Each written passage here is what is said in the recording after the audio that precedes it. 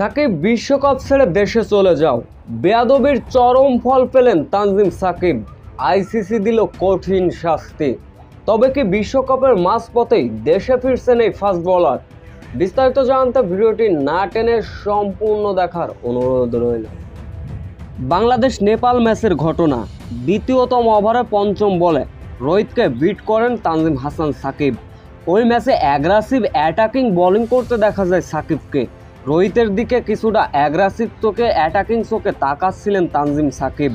রোহিতের সেটা ভালো লাগেনি, সামনে এগিয়ে আসলেন, সাকিবকে বললেন, তুমি কি বলতে চাও, তুমি আমার দিকে কেন এমন আচরণ করছো। একসময় এই দুই ক্রিকেটার বাগদ্বন্দ্বে জড়িয়ে যান।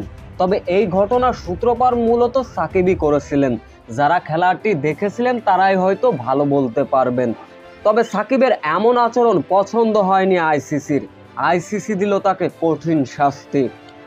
আইসিসির কোড অফ কানেক্টেড 2.12 ধারা অনুযায়ী বলা হয়েছে, কোনো খেলোয়াড়, আম্পায়ার, ম্যাচ রেফারি বা অন্য কোনো ব্যক্তির সঙ্গে শারীরিকভাবে মুখোমুখি অবস্থানে আসার কোনো অনুমতি নেই।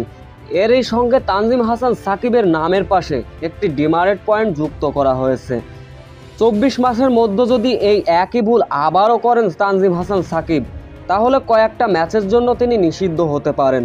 তবে এবারের বিশ্বকাপে খেলতে তার কোনো বাধা নেই, তবে কিছুটা সতর্ক থাকতে হবে তাকে।